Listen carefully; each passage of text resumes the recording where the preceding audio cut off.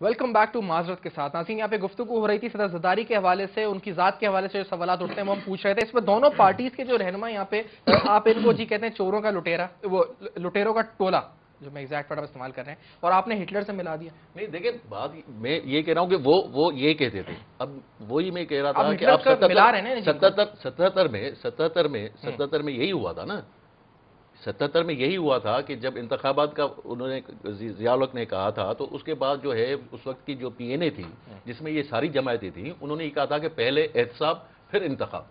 तो वो एहतसाब तो भाई हमारा शुरू से होता हुआ आ रहा है, तुम लोगों का कब एहतसाब हुआ है? कभी भी नहीं हुआ। दूसरी बात ये कि ये कह रहे हैं ओ यार वो तो इतना बड़ा जो है लिखकर जो है वो तरले मनते करके बाहर निकल गए थे। दूसरी बात जो दूसरी बात है वो ये है कि भाई ये कायदे अवाम की जब शहादत हुई थी और बीबी शहीद जो है उन्होंने पार्टी की बागडोर संभाली थी, तो उस वक्त में ये सारे लोग ये कहते थे कि जी ये तो भुट्टो की पार्टी नहीं है।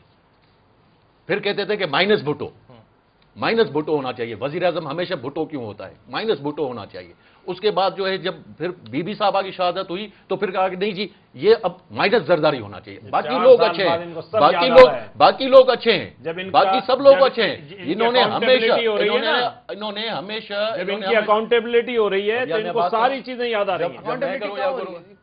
ये पब्लिक का अकाउंटेबिलिटी है। आपकी स्ट्रेटेजी के अंदर भुट्टो साहब, कौम परस्त दीगर जो इस वक्त सिंध के हैं शामिल कर रहे हैं इनको मियां साहब अपने साथ? क्या इत्तेहाद बनने जा रहे हैं? क्या हो रहा है? हम समझते हैं कि इस वक्त हमारी जो जद्दोजहद है इसमें ये तमाम कुव्वतें हमारा साथ देंगी और दे रही हैं, और हम समझते हैं कि इस वक्त इस हुकूमत का कड़ा एहतसाब भी होना चाहिए। माजरत के साथ कितना वोट बैंक है जी जो आप इनका साथ लेके जा रहे हैं? मैं आपसे देखिए मैं आपको अर्ज करूं, ये डूब रहे हैं? नहीं ये डूब रहे हैं, वो तो वक्त और हालात बताएंगे कौन डूब रहा है। मैं आपसे अर्ज करूं कि बात दरअसल ये है, इमरान खान की सुनामी नहीं आ रही? इमरान खान की भी सुनामी आ जाएगी।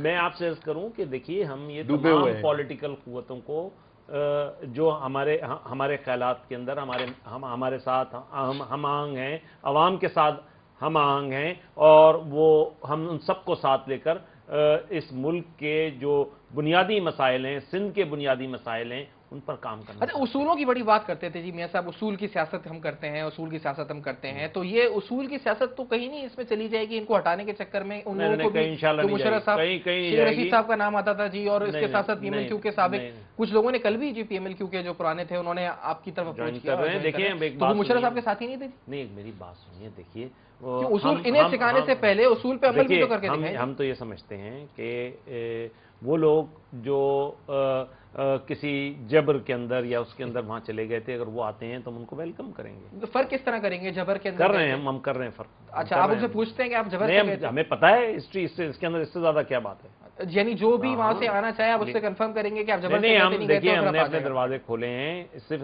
इस मकसद के लिए खोले हैं कि उसूली तौर पे हम ये जज करें कि जो लोग किसी ऐसी वजह से उधर चले गए थे दूसरी साइड के अंदर और जिनको हम कबूल कर सकते हैं उनको कबूल करें, और हम ऐसे ही कर रहे हैं। अच्छा, ये जो जलसे जुलूसों का इस पर चल पड़ा है, आप समझते नहीं है कि जरदारी साहब के लिए भी इस पर और आपकी पार्टी की आदत के लिए बहुत इंतहाई अहम है कि जाके आए इस वक्त तमाम के अंदर ये जलसे जुलूस करें, फेस करें, और फिर जलसे जुलूसों का जो रिवाज चल पड़ा है इनको टैकल करें? देखिए बात ये है कि एक तो मुसीबत ये होती है कि हमेशा जब भी कोई बड़ा धमाका हुआ है वो हमारे जलसों में हुआ है। जब भी जलसा हमने किया है तो उस पर कोई ना कोई बम फटा है। तो ये साजिश होती है? एक चीज तो ये नहीं, ये माशाल्लाह इंसिडेंटल होता है या कोई पर्पसली आपके साथ किया? पर्पसली होता है।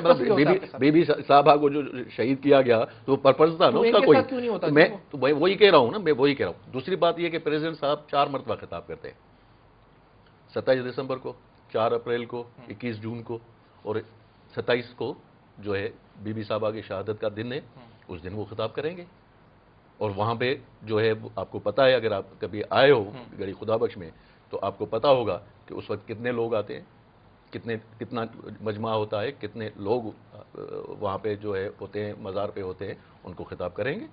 क्यों नहीं करेंगे? اس کے علاوہ ان چیزوں کو ٹیکل کرنے کے لیے کچھ نہیں کرنے والے جی، جو اس وقت یہ جلسے جلوس ہو رہے ہیں. دیکھیں بات یہ کہ یہ تو ان کو فیس کرنے کی ہمت یہ کہتے ہیں بہت عوام ہوتی ہے بیٹی خدا بخش. ہاں دیکھیں گے نا، دیکھیں گے اور آپ بھی دیکھیں گے 10 تاریخ کو ان کو. ارے بھائی یہ ایک مرتبہ نواز شریف صاحب جو ہے حیدرآباد میں ڈاکٹر قادر مکسی سے ملے، سندھ ترقی پسند پارٹی کے چیئرمین ہیں، ان سے ملے.